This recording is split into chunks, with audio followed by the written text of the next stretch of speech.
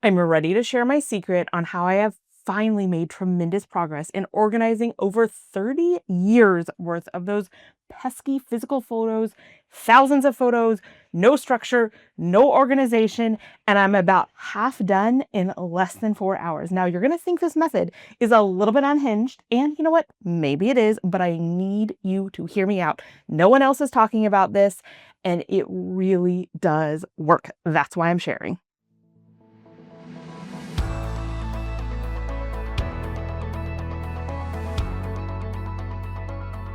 First, you need to understand my photo situation going into this project so you can have hope if you have a similar situation, and also so you will understand why I chose this slightly crazy method. So going into this project, I had 30 years of photos. My entire first 30 years of life, my photos were not very organized whatsoever before I started taking digital photos, and they had been in this particular bin for years.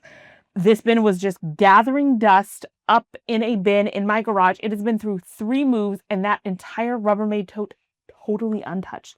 No one had enjoyed them. We hadn't even opened them for 3 different moves to 3 different houses.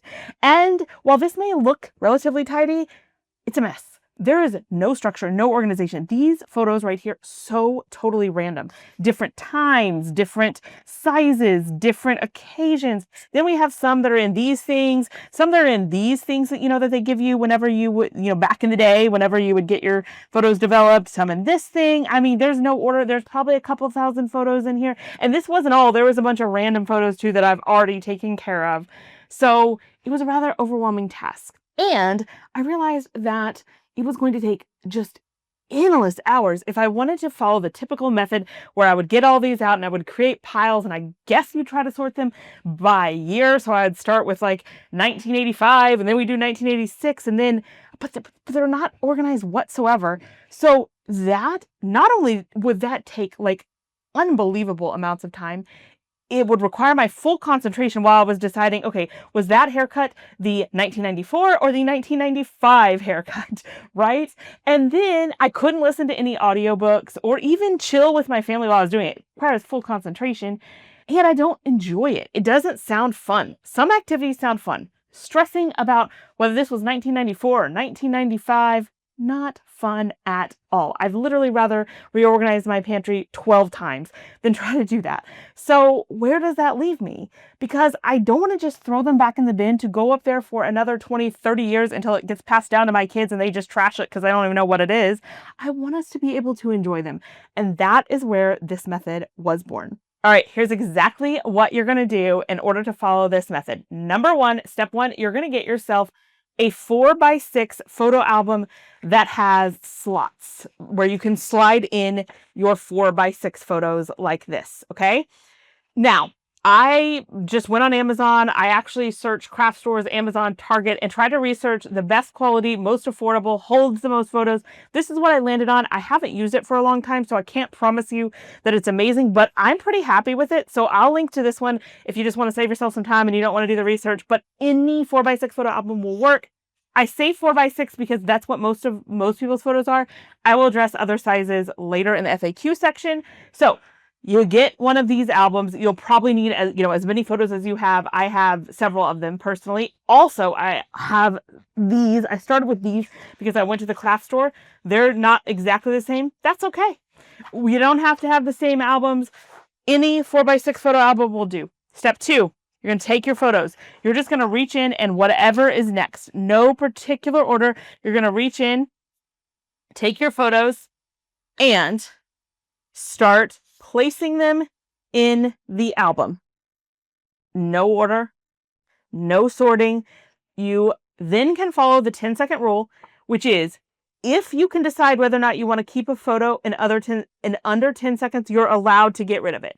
So if I looked at this photo and, for example, I knew it was a duplicate or it was blurry or there's 2 of them right next to each other that are exactly the same, if I can decide in under 10 seconds, I can just toss it in a trash pile, okay? So if you can do it really fast, you are allowed to toss it, but you are not allowed to spend a minute deciding whether or not you want it, deciding whether or not it's worth it, trying to sort it in some manner. Now, if you have things that are grouped together, like this one came in this little pouch, I am putting them in that order, so they're at least staying together in that manner. But the next one, this was from, I don't know what year this is, I would say about 2002-ish. The next one I grab might be from 1985. That's okay. Also, note, these are going this direction, so they're designed for photos that are oriented in a vertical manner. I'm not doing that. 90% of my photos are horizontal, maybe 95% of them. And so when someone is looking at the album, they can just go like this. It's not that hard to see, and I'm consistent on placing them outward like this, so I'm not stressing about that. Now, if that bothers you a ton, what you can do, if like me, you have almost all horizontal, you can get albums that only have spots for horizontal photos. For me, I needed the space because I have so many, so that's how we're doing it. And look at how fast this is. Like, this goes unbelievably fast. I'm literally talking while I do it. I don't care if I stop paying attention and I'm putting in photos that I don't care about. It's fine. Doesn't matter. I can easily have my family. When I started, we were all hanging out at home. My kids were talking to me. They'd come over every once in a while and ask a fun question. I've listened to audiobooks, watched my favorite Hallmark movies. Okay, this one really quick. I can just see no one's looking at the camera. I already saw we had a bunch of those, so I'm going to let that one go. It's not that important. Same with this one. I can let it go really fast because no one is actually looking at the camera. And look, this came from somewhere else. Who cares? It's going in there. One thing to also consider when you are getting an album is if it's really easy to place the photos in, that is better. This album is really easy. This is pretty thin, which I would say is a pro and a con. It doesn't seem like top-notch quality, although I don't plan to be super rough on this album. These took a lot more effort to get them slid in because of how they're designed. So it's going to go a lot faster if you have an album more like this one where it's super easy to put the photos in. Oh, and while we're talking about the album, I was also going to point out it came with these little things. I didn't even know it was going to come with this when I ordered it. This is definitely not why I ordered it, and I probably won't be using these hardly at all.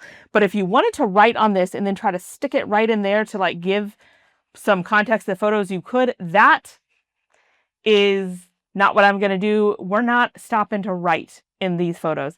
If later you're looking through them and you want to write something, you put a little sticker, you could use this. In this style of album, there's spaces where you could write. By all means, when you're looking through them, write something if you know when it was, what it was. But when you're doing this, you're not stopping to write anything. All right, and you just keep going. I'm going to the next set of photos and sticking them right in here. Oh, I remember this trip. I'd forgotten about these pictures. Super fun. I do occasionally while I'm doing this, I will like start this here because it is vertical, but I will occasionally like take a photo of the photo and send it to a friend. So like, you know, this is my bestie who is in this photo, and I might send it to her and be like, hey, do you remember this? Things like that. Oh, that was my kitty, Guinevere. Okay, so this is kind of fun too if you want to kind of like, you know, look at these things, like look at the photos as you're putting them in.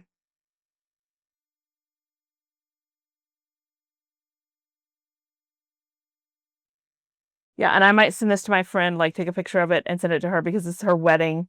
I mean, I'm sure that I haven't, like, she hasn't seen these pictures in years. And these are ones I personally took at her wedding, not like her official wedding photos, because why, but I have those. This one, I already saw a bunch of pictures of her. It's not a very good picture of the cat, so I'm going to toss that one. Look, I've already gone through 48 photos, and literally I think it took 2 or 3 minutes. This is how you're going to get it done fast. Now, I can already hear the objections. Trust me, I had them too. But before we talk about the drawbacks, and I'm also going to answer some questions I think you might be having, I need to emphasize the reason why we're doing it this way instead of doing all the sorting. Would it be really nice if we had them in order and we wrote who they were and all that stuff? Yeah, that would be great. But the reality is, for me, I had 3 choices. I could either use this method, get it done quickly and easily, and I'm going to put these in my entryway on a shelf where my family can start looking through them and enjoying them. That was option 1. Option 2 would be to somehow find a ton of time and try to do it the hard way, and I wasn't going to do that. So really, the other option was to leave them in the bin for another 20, 30 years until my kids get them and then throw them away. So this is far better. And here's an optional step. Later, once you have all this done and you're going through the albums, if you want to pare it down, if you want to rearrange them, if you do want to do the long method, let's say that in 10 years, I actually do have the time. Like my kids have gone away to college and I got extra time and I'm like, you know what? I'd really love to pare these down and sort them. I can take them all out and do that. But at least we had them in a way that we could organize them and they weren't just in a bin, and we get to enjoy these. And I can't wait when my kids come home from school today. I'll show them the album that I got done today and I'll be like, did you know mommy actually had a cat before we got our cat in college? And look, this was, my best friend at her bridal shower. Like, I'll be able to share these with them and enjoy it. Okay, so I want to address some common questions that I know you will have. First of all, what if you don't have all 4x6 photos? I am in that same boat. I actually have some in here that are 3x5, like a long time ago, 3x5s were more common. And here we have 2 choices with that. One choice is that a smaller photo will obviously still fit in the 4x6. Like, this still fits in there even though it's not perfect, and you can totally do that. There's nothing wrong with that.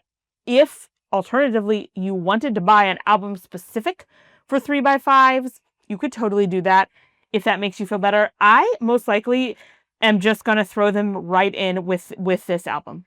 In the same album, there's going to be some extra space. That's fine. Okay, another very, very common question that I personally had is, what about the negatives? Do y'all remember the fun negatives that we, have with our photos? So here's what I'm doing. As I go through the photos, I have one bin. All the negatives are going in there. They are also, in some cases, they are with the photos that they are. In other cases, they're totally random. And once I'm done with the whole project, I am going to go to the library that has a photo negative scanner and just spend an hour or 2 and try to get as many of them scanned as I can. You wouldn't have to do that. You have some other options available. One is you could just let go of the negatives. I've really thought of doing that because I'm like, I don't know that we'll ever use them. And if these did get lost forever, I would not be happy, but I would be far from heartbroken. So you could just let them go. There's nothing wrong with that. There are a lot of services where you can just mail off all the negatives and they will scan them for you. They are pretty pricey. I have tested them before. I was happy with it, but pretty expensive and not something I want to spend. I don't know how much it would be. $1,000, $2,000, $3,000. Not something I'm interested in spending that much money on. You can buy your own negative scanner. That would be much cheaper, in my opinion, than like sending them off if you have a lot of photos, but you got to store the scanner, you got to all that. So finding a library that has one is probably your best bet. And then once they are scanned, very important, not going to organize those digital photos at all. They're going to sit in one folder on my computer and a backup in the cloud. That's it. I know they're there. If ever I want to go get them, I can, but we are not wasting our time organizing those. So what about duplicate photos? Like, when you would go get your negatives developed and often like you would get a second print of each one for free or something like that. I have a lot of sets like that. What if you have 2 of the same photo and what are you supposed to do about that? Well, if you have one of those kits where like you got them developed and there's 2 of everyone, just throw away the second one. Very easy to do. Not going to take you any time. If, however, like me, in some cases it's all mixed up and I'm like, I don't know if I have a duplicate of this somewhere else, I don't worry about it. I put it in the album. Worst case, we have more than one of the same photo in these albums. That's fine. Now, if I know it's a duplicate, I'll toss it. Otherwise, don't worry about it. Just put them in the album. Okay, another question I could see coming up.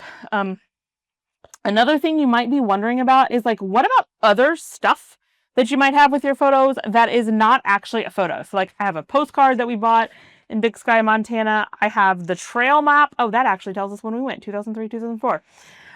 Like cards that my friends have sent me, all those kinds of things. So here's what I'm going to do with those. If they fit in the photo albums and I want to save them, they will just, like, this card fits perfectly in there. So that I'll do that. This trail map will also fit in here pretty nicely. The postcard will also fit in here pretty well. So many of those types of items will fit right in the album. Just put them in there. Again, doesn't have to be in any particular order. Doesn't have to be one special item for the memorabilia. For the things that are too big, I am setting those aside in one spot, and I can make another video at another time to show you how I'm putting them in a scrapbook. But again, by scrapbook, I just mean something that's 12 by 12 that I can attach it to a page when it's bigger. There's not a lot of writing. That's also very, very low stress, easy to do. So what about your digital photos? What should you do with those? So I have a video series that shows how I really quickly and easily take care of my digital photos and keep them organized. So I'll link that down below so you can watch that and get your digital photos under control. And I think it's going to be even easier and take less time than your physical photos.